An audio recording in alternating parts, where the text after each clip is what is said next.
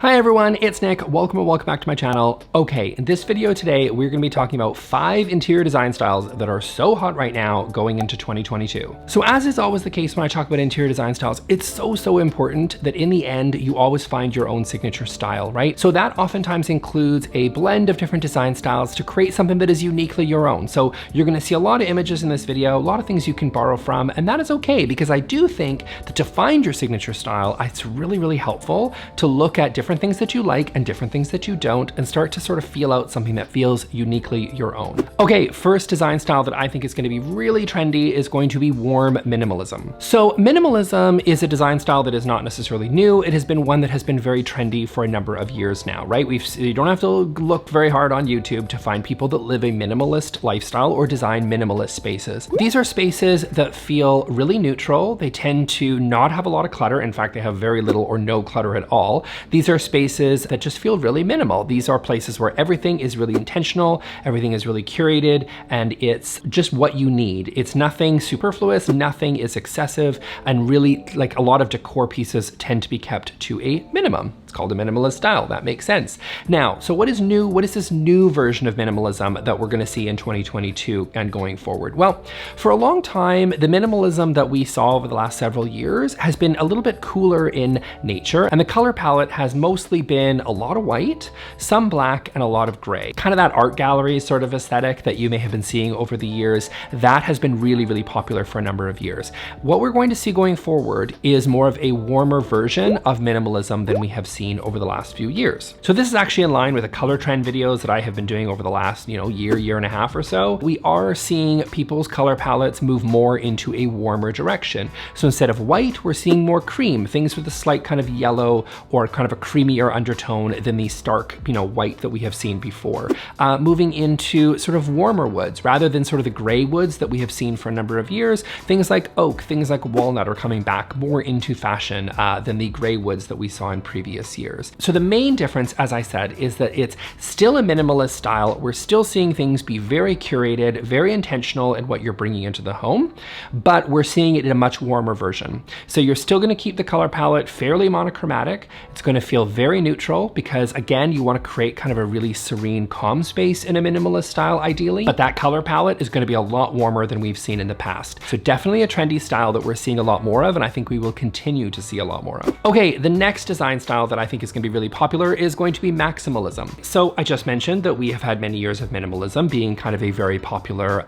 aesthetic, and although I don't think minimalism is going away, as I just mentioned, maximalism is sort of a response to the minimalism that we have seen. So a lot of people are finding that minimalism just isn't for them. They want something that has a lot more personality, that is a lot more representative of who they are, and there's a lot more storytelling involved. You're seeing a lot more personality and a lot more kind of personal goods being brought into the home. So a lot more furniture, a lot more decor, just a lot more stuff. Now, important to say, the maximalism doesn't just mean that you're gonna have a hot mess, you're just gonna throw a whole bunch of stuff in a room together and go, see, I'm a maximalist. It doesn't really work that way. The rules of design still apply. It should still feel curated. It should still feel cohesive. Those, the rules of design don't completely go out of the way. It should still feel functional. You should still have proper space planning. Again, this is not a hoarder's apartment, and we're gonna call that maximalist. This still should feel quite curated, and it still should feel really well designed and cohesive. There's usually also a real element of tradition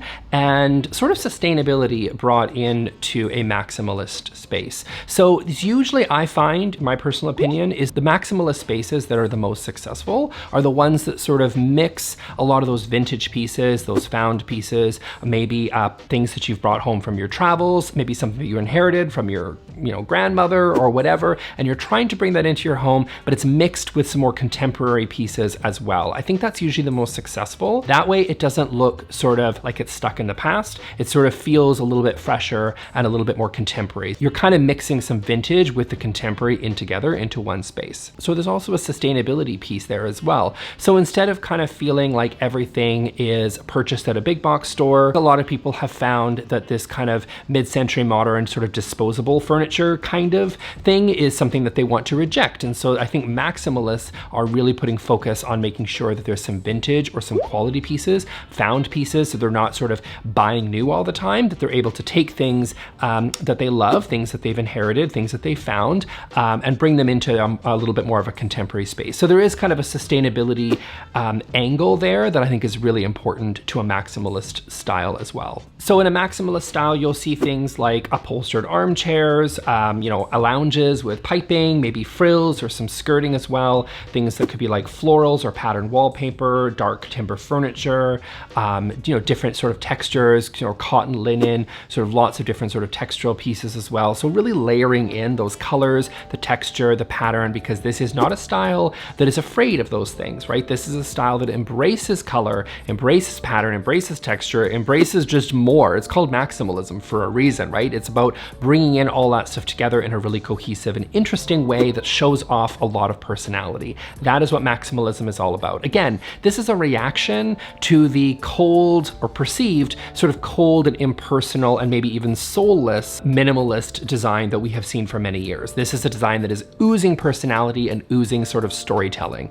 and that's what makes it really cool. And that is a big reason why it is a really hot style for 2022. Okay, next design style that is going to be super hot in 2022 and going forward is postmodern. So, okay, if you're not familiar with postmodern, I gotta do a whole video on postmodern, to be honest, because it's just absolutely taking over the furniture game right now. So basically, you've got the modern era, okay? And one of the different sort of really kind of values of that design style is that we saw form is dictated by function. So an example, if you have like a dining chair, it is there to fulfill the function of sitting on the chair while you, eat at the dining room table. That is the function of what you have a dining chair for.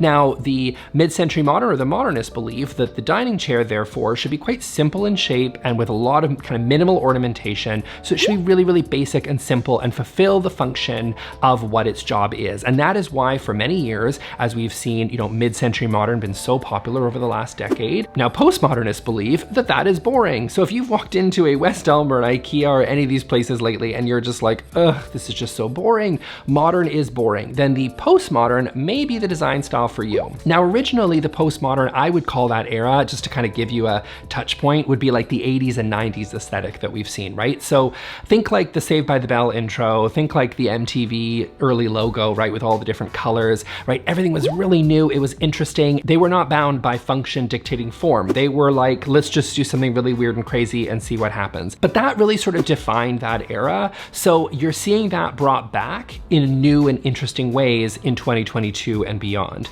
So you're seeing these sort of really interesting sculptural furniture pieces. If you've walked into a store recently, like I see this all the time at CB2, if you walked into a CB2 or even like an Urban Outfitters lately and you're like, what is with the squiggly mirrors? What is with the weird candlesticks that are all like going all over the place? What is with the furniture that is just like been shaped like all over? Like, why can't furniture just be simple? If you like love simple furniture, you might be a modernist, but if you've gone into a furniture store and gone like, what is with this zany, kooky, crazy furniture that they are bringing out right now? It's basically postmodern. That's what it is. So this new version is taking a lot of what people really liked about kind of crazy, interesting postmodern designs that we have seen in the past and really bringing it into this new era that is kind of, again, a bit of a reaction over the fact that mid-century modern has been so popular over the last several years. So we're seeing a lot of really interesting furniture pieces, really cool decor coming out that's all feels very postmodern. I will say the difference between the postmodern we're seeing now versus the postmodern that we saw before is this tends to be a lot more neutral colors. It tends to be a little bit more understated in color, and I think that's kind of really going to help it to appeal to a lot of people. So a lot of really interesting sculptural pieces coming in that feel very postmodern to me, but they're going to be done not sort of in really loud neon colors like we saw in the 80s and 90s, but we're bringing it back in sort of nicer neutral tones that are more likely to fit in most people's color palettes in their own homes. So again, it's like history doesn't always repeat itself, but it does rhyme, and we're definitely seeing postmodern making a comeback. Okay, the next design style that is super hot right now is Japandi. I have talked about Japandi here in the past. I did a whole video on it that I think a lot of people really enjoyed. Japandi is still very hot and very, very in right now. Now, here's the interesting part about Japandi I want to touch on. It is a lot of that warm minimalism that we talked about. This is a minimalist style. This is not anywhere close to maximalism, right? This is not a style where you overclutter the space. This is quite minimal in nature, and the palette tends to be quite warm because the Japanese influence on this design style tends to really warm up and use a lot of different earth tones that you're seeing in the Japanese style. Also, you're seeing those warmer woods that we see in the Scandinavian style. So this design style does tend to lean warmer inherently, and it is a minimalist style. So you might say, Nick, what is the difference between Japandi and warm minimalism? Well, listen, there are obviously going to be a lot of overlaps here, but I would say the most interesting part about the Japandi style that really is important to capture is that this is a blend of two different design styles, because there's certain pieces in these styles that are sort of really rooted in cultural elements of both Japanese culture and Scandinavian culture as well. Again, I really don't want to just sum up these as sort of design styles, rather than I think it's really important to acknowledge and understand that there's sort of deep cultural impacts to some of these things that are leading into the design style. There's a certain element of the Japandi style that comes from the Japanese influence and really sort of touches on wabi-sabi, which I will link to in the description, a bunch of different resources from people that are way more of an expert in Japanese culture or Scandinavian culture that I think would be really helpful in understanding this style.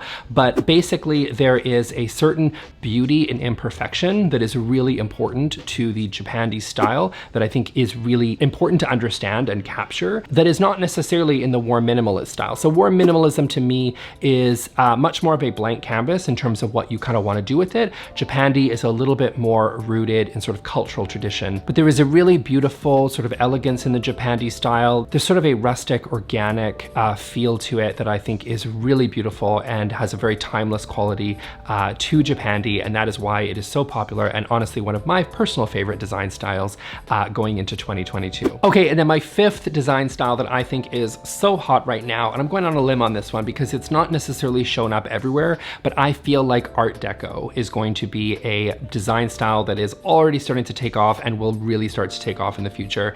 This in many ways to me is like the evolution of the glam style. So a lot of the cheesy glam stuff I think we're really over, right? The fake brass, a lot of like sort of the little pink flowers and the blush pink everywhere, and the heavy focus on chrome. I think a lot of that style of glam is out, and something that is probably going to shift into something that is maybe a little bit more glamorous, but done so in a little bit more of an authentic way. So it's not going to be that sort of cheesy chrome glam style that we've seen in the past, but moving towards something that is really focused on hopefully quality rather than sort of what we have seen in the past. So Art Deco actually really came through in a period in the 1920s called the Roaring Twenties. It was a period of economic expansion, and you can really see a lot of people point to the most quintessential Art Deco sort of piece that people always talk about is the Chrysler Building in New York, also the Empire State Building, are really good examples of Art Deco architecture. A really couple of focuses that I want to point out here. So first of all, a strong focus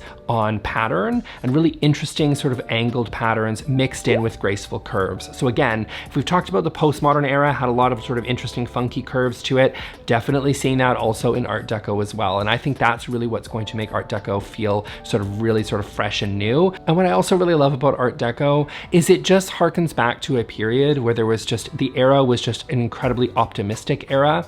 This is a very much a modern design style, but it's a very glamorous sort of era. So really interesting fabrics like velvet and brass and gold, interesting marbles, really cool natural stones. So think like something that felt very luxurious and just feels really luxe. But what I would love to see, rather than kind of the cheesy glam that we've seen that's been a little bit tired at this point, is a real nod to sort of authentic luxury and just like a real investment in really sort of beautiful pieces and beautiful luxury materials that are just gonna, you know, create kind of sort of a feeling of glamour. I think we all need a little bit of glamour and fun in our lives. And I think that's what the, you know, let's repeat the Roaring Twenties a little bit. Like, let's have a little bit of fun in this version of the 1920s that just feels a little bit more opulent, a little bit more luxurious, and just feels a little bit more fabulous. And I think that is why Art Deco ultimately is making a little bit more of a comeback now than we have seen in the past is because instead of seeing sort of that soulless minimalism, sort of gray, generic style that we have seen for many years, this is a response and that we're bringing in lots of pattern and something that's got a lot of personality and a lot of luxury back into a space that feels very interesting and very current. I think people are just really craving sort of bold and dramatic spaces that are just sort of a nice, interesting reaction to some kind of the organic modernism that we have seen in recent years. I'm seeing this a lot in restaurant design. I'm seeing this in retail design much more than we have in the past. I think, you know, there was a lot more of an industrial era in restaurant design for many, many years. We're seeing really big, bold, you know, fabulous wallpapers and geometrics and really interesting materials being used in design, especially in things like restaurant. And I think we're going to see that creep more and more into people's homes as we move into the next year. Okay, that's it for me for today, you guys. I'm going to link here to my playlist for interior design styles. I've touched on different interior design styles, kind of explained them, how to mix interior design styles, as well as I do like to sometimes break down individual styles and give you a much kind of a deeper dive into those particular styles if they are the style that you enjoy. So that's it. I will see you all in those videos and I will see you all next time. Thanks. Bye.